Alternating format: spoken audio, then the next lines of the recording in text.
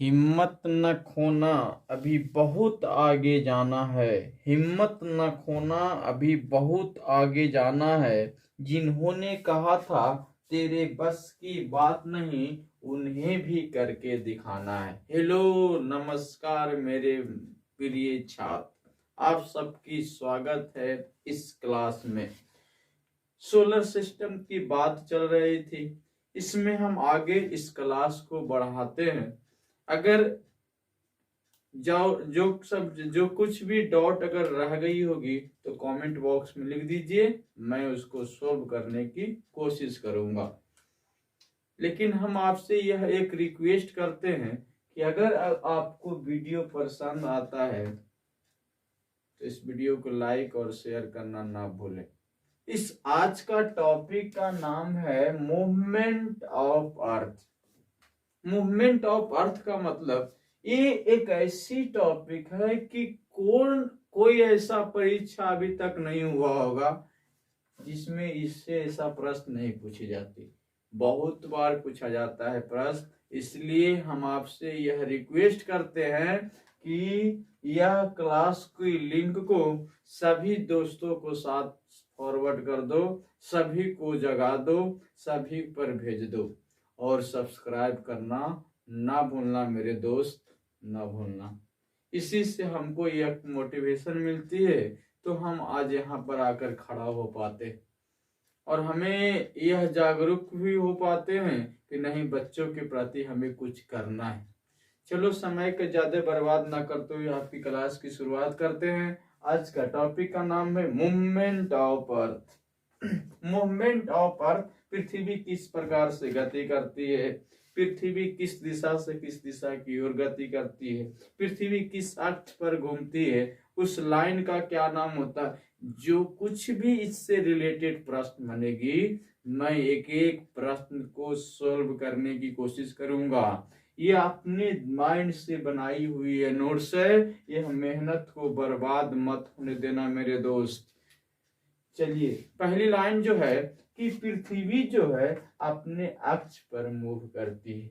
The earth moves on its axis. पृथ्वी जो है अपने अक्ष पर मूव करती है, घूमती है। आपसे सबसे पहली प्रश्न पूछेगा कि पृथ्वी कहाँ पर मूव करती, तो अपने एक्सिस पर मूव करता है, अपने अक्ष पर मूव करता है। लेकिन इससे भी तो बढ़िया प्रश्न है ना मेरे भाई, इससे भी बढ़िया प्रश्न है कि जिस अक्ष पर पृथ्वी मूव करती है, यह जो अक्ष देख रहे हो, यह जो लाइन से यहाँ से मिलती है, इस एक्स जो देख रहे हो, इस एक्सिस जो देख रहे हो भाई, इस एक्सिस कैसी लाइन होती है?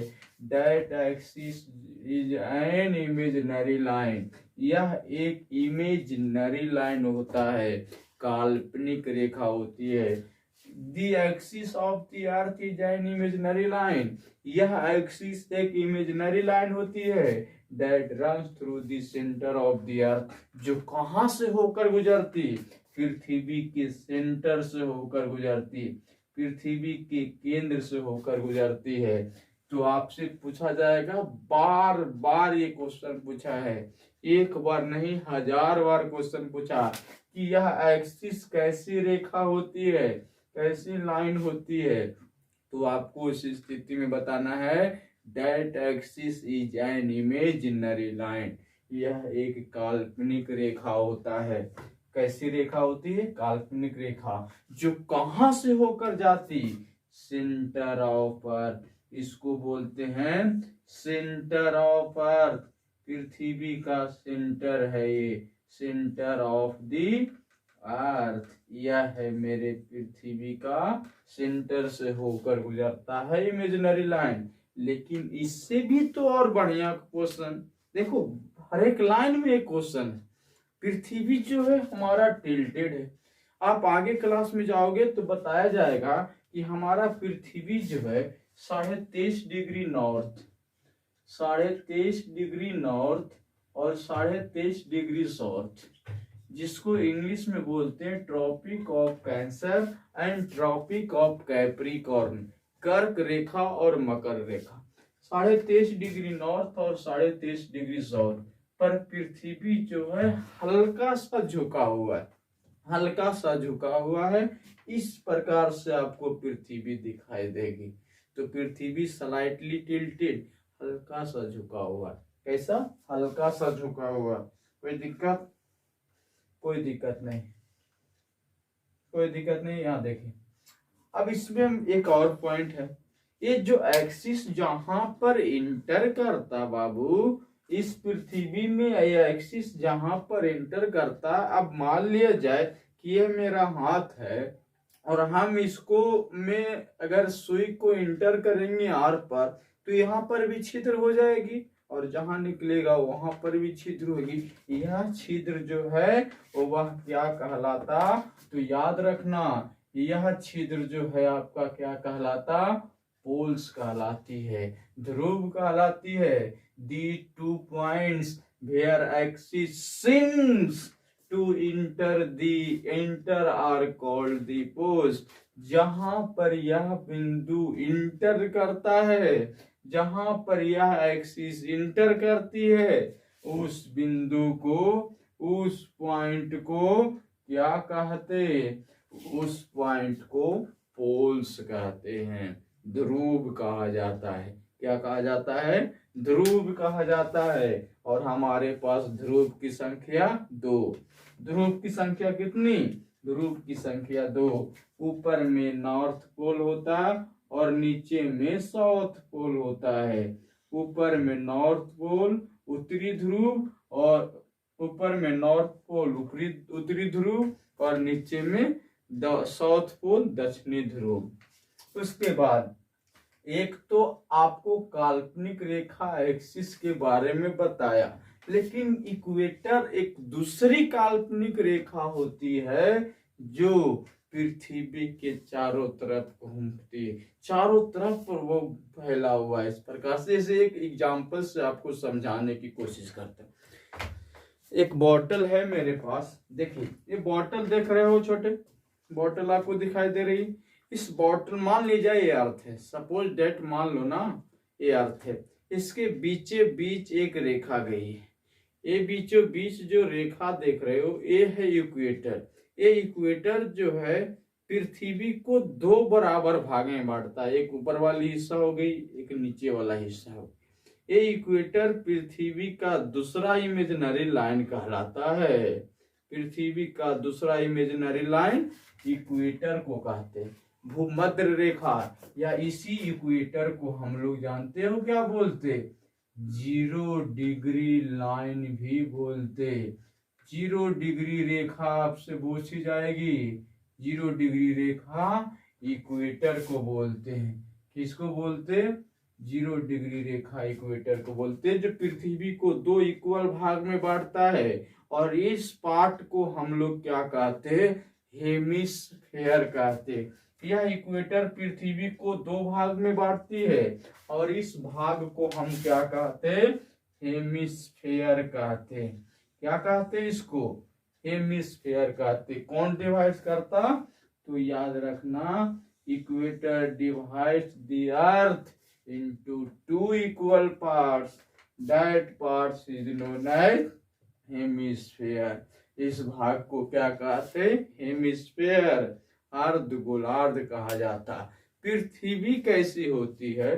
तो पृथ्वी स्फेयर होती है, गोलार्ध होता है, भरा हुआ भरंत एक बॉल है जो पूरा गोल नहीं होता है, राउंड इन शेप माना जाता है। ठीक है, अंडे के आकार देखो तो उसी आकार का पृथ्वी होती, लेकिन हम लोग गोल मानते। कोई दिक्कत? फिर उसके बाद ये पृथ्वी जो है, इसके बारे में हेमिस्फीयर बताया, नॉर्दर्न हेमिस्फीयर और साउदर्न हेमिस्फीयर।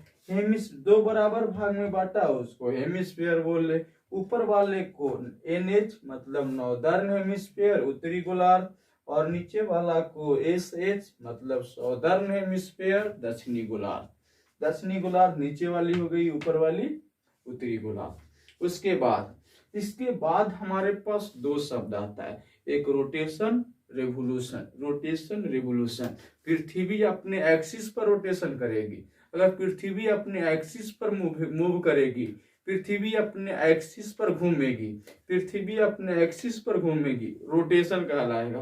पृथ्वी सूर्य के चारों तरफ घूमेगी, रेवोल्यूशन कहलाएगा। दोनों पॉइंट ध्यान से सुनना, बहुत कंफ्यूजन होता है, ये पॉइंट में बहुत कंफ्यूजन होता है। रोटेशन, एक्सिस पर पृथ्वी घूम रही है, रोटेशन।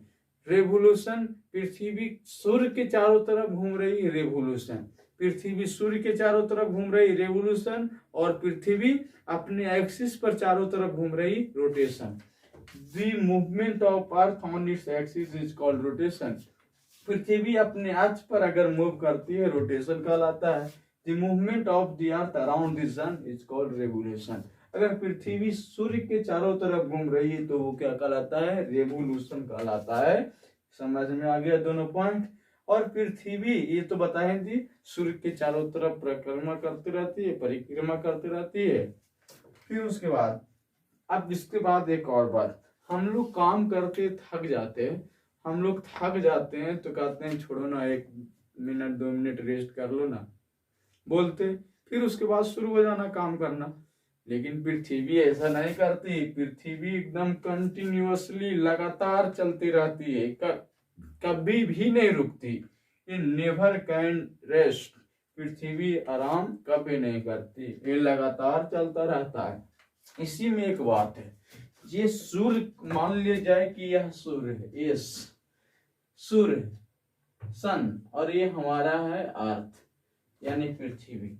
पृथ्वी जिस घर में चारों तरफ सूर्य का चक्कर लगाता है, इस घर को हम लोग क्या कहते हैं, ऑर्बिट कहते। क्या कहते, पृथ्वी जिस घर में सूर्य के चारों तरफ परिक्रमा करती है, इस घर को ऑर्बिट कहते। और यही चक्कर को हम लोग क्या बताए थे अभी, रेवोल्यूशन कहते। रेवोल्यूशन इसी चक्कर को कहा जाता है। जब पृथ्वी सूर्य का चक्कर लगाती है, इस चक्कर को रेवोल्यूशन कहा जाता है। अब पृथ्वी एक रेवोल्यूशन कंप्लीट करने में 365 सही 1/4 दिन का समय लेती है। यानी बात तो यही फिक्स हो गया, 365 तो पूरा दिन है, 365 दिन लेगा। 1/4 का मतलब 6 घंटा, 1/4 का मतलब 6 घंटा। यानी पृथ्वी एक रेवोल्यूशन कंप्लीट करने में 365 दिन और 6 घंटा का समय लेती। ये तीनों पॉइंट आपको कंप्लीट होना चाहिए। पृथ्वी जिस घर में सूर्य का परिक्रमा करती है, इस घर को ऑर्बिट कहते। और इसी रेवोल्यूशन, इसी मूवमेंट को हम रेवोल्यूशन कहते। और एक रेवोल्यूशन कंप्लीट करने में पृथ्वी को 365 सही 1/4 दिन का समय लगता है, जो आपको सब पॉइंट लिखा हुआ है। और इसी समय पीरियड को हम लोग सोलर ईयर बोलते। इसी समय पीरियड को हम लोग क्या बोलते, सोलर ईयर बोलते। जो समय 365 सही 1/4 दिन लगा था, इसी समय को हम लोग सोलर ईयर बोलते। सोलर ईयर इसी को कहा जाता है। तो याद रखना, पृथ्वी अपने फिक्स एक्सिस पर जब सूर्य का परिक्रमा करता है तो इसको ऑर्बिट कहते हैं। लेकिन एक रेवोल्यूशन कंप्लीट करने में पृथ्वी को 365 सही 1/4 दिन का समय लगता है। इसी समय पीरियड को हम लोग सोलर ईयर कहते हैं। पूरी बात लिख दी। एक इम्पोर्टेंट पॉइंट यहाँ लिखा, सूर्य जो है वह ईस्ट में राइज करती और वेस्ट में सेट कर जाती। मतलब कहने का मतलब कि ईस्ट में सूर्य निकलता है और वेस्ट में जाकर अस्त हो जाती है। ईस्ट में उदय होता और वेस्ट में जाकर अस्त होता। यानी कहने का मतलब कि सूर्य ईस्ट से वेस्ट की तरफ चक्कर लगाता है। सूर्य जो है ईस्ट से वेस्ट की तरफ चक्कर लगाता है। पृथ्वी इसका अपोजिट काम करता है। पृथ्वी जो है वेस्ट से ईस्ट की तरफ चक्कर लगा रहा है। इस प्रकार से पृथ्वी और इस प्रकार से सूर्य। सूर्य ईस्ट से वेस्ट और पृथ्वी वेस्ट से ईस्ट। पृथ्वी वेस्ट से ईस्ट और सूर्य ईस्ट से वेस्ट, यानी सूर्य जो है ईस्ट से वेस्ट की तरफ और अर्थ जो है वेस्ट से ईस्ट की तरफ चक्कर लगाता है। आई होप, मैं यह आशा करता हूं कि आपको सब बात समझ में आया होगा। कोई भी ऐसी पॉइंट नहीं होगी जिसको समझने में आपको कोई कठिनाई हुआ होगा। अगर आपको कोई तकलीफ फिर भी रह चुकी है तो आप कमेंट बॉक्स में हमें जरूर इंफॉर्मेशन देना, मैं इसको जरूर सोल्व करूंगा। इसके बाद अगर आपको कहीं पर कुछ डाउट रह गई हो कमेंट बॉक्स में लिख दीजिए, मैं उसको सोल्व करूंगा। और इस वीडियो को इतना फैला दो कि कोई भी बच्चा बच न सके और अगला बार मूवमेंट ऑफ अर्थ से वो डर न सके। तो इसके बाद आपको क्या करना है, इसको एक स्क्रीनशॉट ले लो और स्क्रीनशॉट लेके इसको आप लिख लीजिएगा। और इसके बाद फिर मिलेंगे नए टॉपिक के साथ। तब तक के लिए थैंक यू, धन्यवाद।